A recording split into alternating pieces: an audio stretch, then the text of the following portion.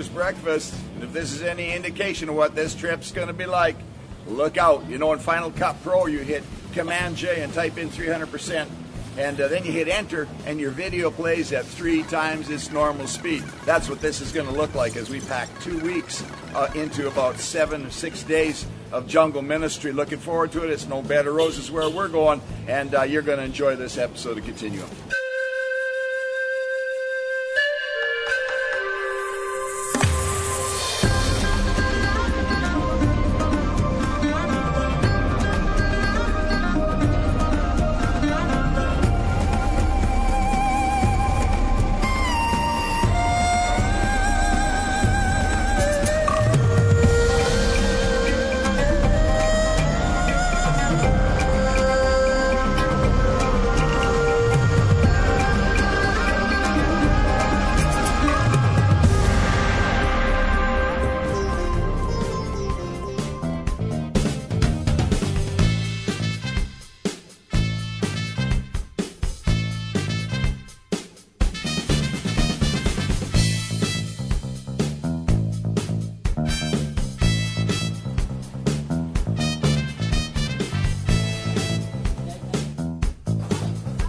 During one of our stops earlier, we saw some leak coming out underneath the Jeep.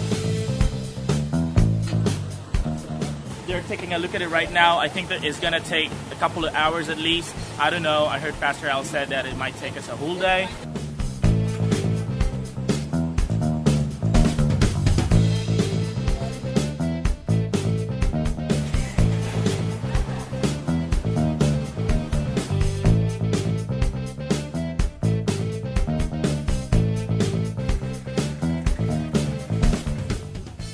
Our plan now is we have to find a place to sleep.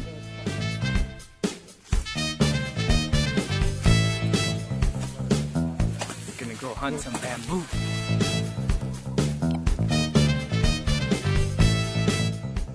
We're now here trying to find a fitting some bamboos that we can use for the tent and stuff like that, and let's keep our fingers crossed that we'll be able to get some.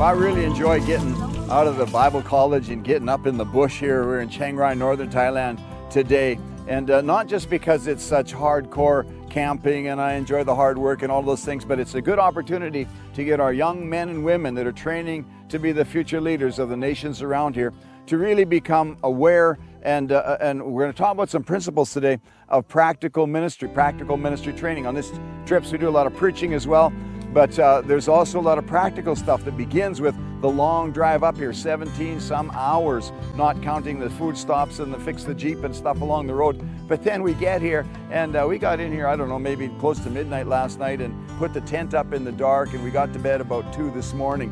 And that does something, believe it or not, to really open up hearts, and we have a look and say, why are we doing this? Why do we do anything in the ministry?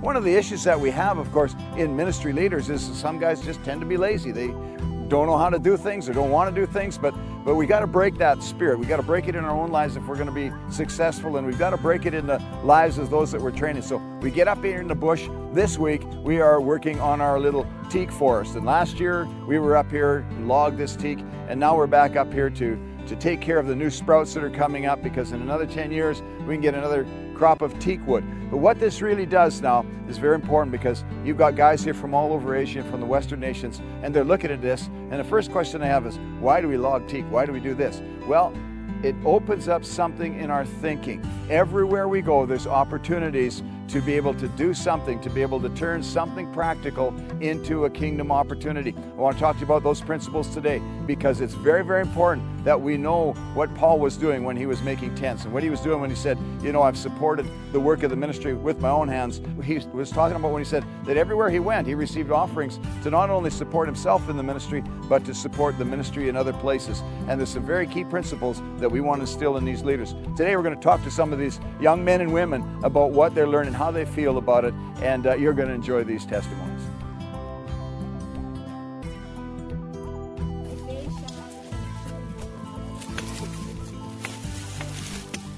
Good morning.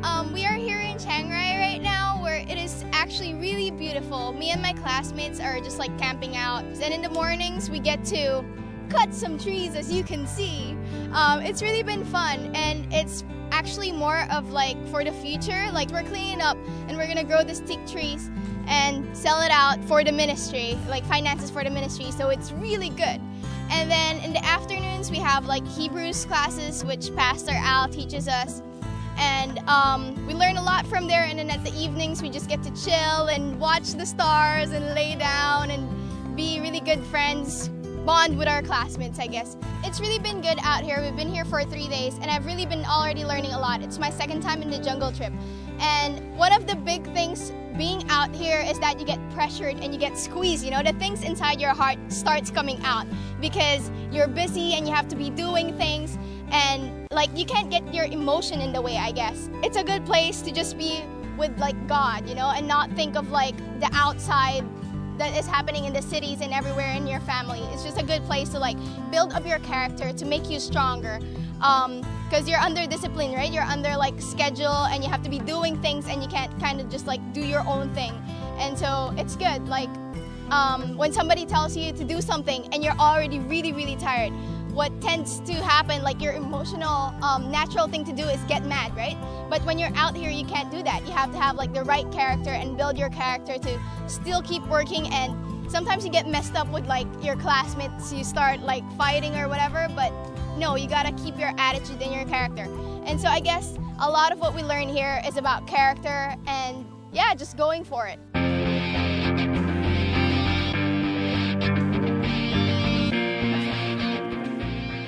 Well, this is day 2 of our cleaning here in up in the mountains in Chiang Rai.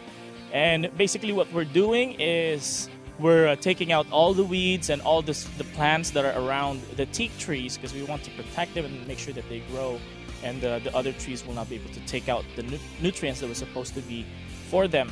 And we can go around and see people, the VBCI students. Okay, so let's go.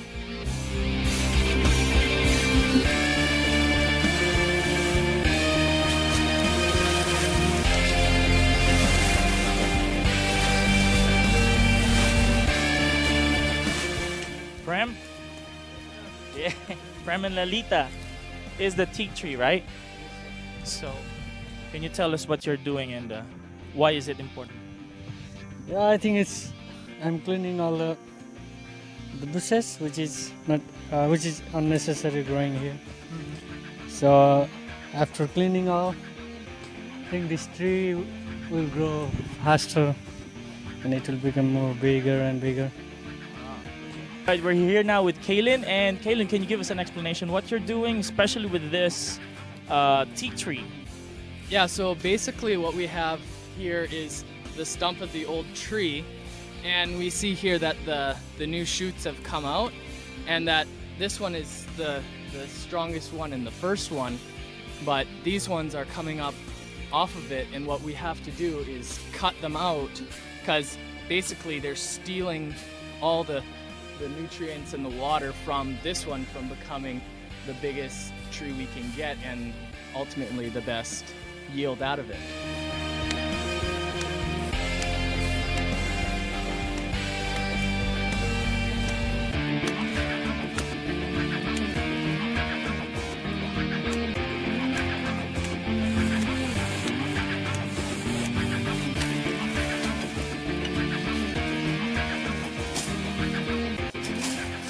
What have I learned? Well, it's not really what I learned, it's what I applied. Because you learn a lot from textbooks, you learn a lot from the classes, but it just boils down on the application here. It's the thing that is more important than just memorizing things and verses in your mind, or knowing what the right character and attitude and having the right heart is. But when you're here, you apply every inch of it, every little detail of it. And it's really a good application of everything from patience to working in teams and building strong relationships with each other and having a stronger faith in God. And believe me, you need a strong faith in God when you're up here, because you're like, God, when will this be over, you know? And how long will it take me to cut down this tree? It's really a test of faith and belief also. And it's sort of like a mini application of everything that you learn about Christianity.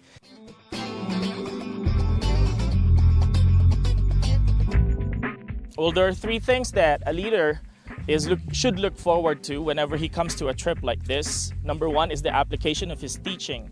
If you're a leader and you tend to teach a lot, this is a great place and a great time for you to apply everything. In this scenario, your true character shows up, you know, and you got to live out what you preach. You got to live out and be who you said you are whenever you're in front of the class, and that's way more important than the actual class sessions that you have. And lastly, there's this sense of fulfillment every end of the day. Believe it or not, after all the long hours of work and after the heat stroke that you almost get, by the end of the day, there's this sense of satisfaction that you did something that is worthwhile. You did something that will benefit the next generation. You did something that you haven't done for a long time. And those three things, I think, will be something that leaders would look forward to whenever they would go to a trip like this one.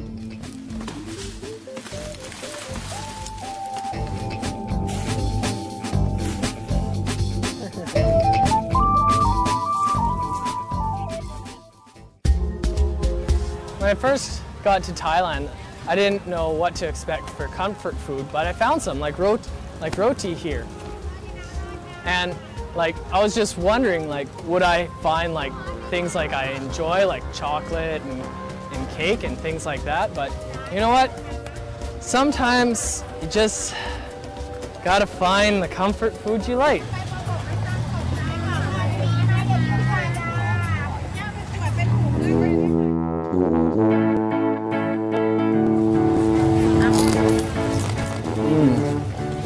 That's comforting. Victory Bible College International Thailand. Get your application online at victoryasia.com. Fast food restaurants, they should really pick this up. Yeah, because when a child orders a kid's meal, you give them a treat and a toy.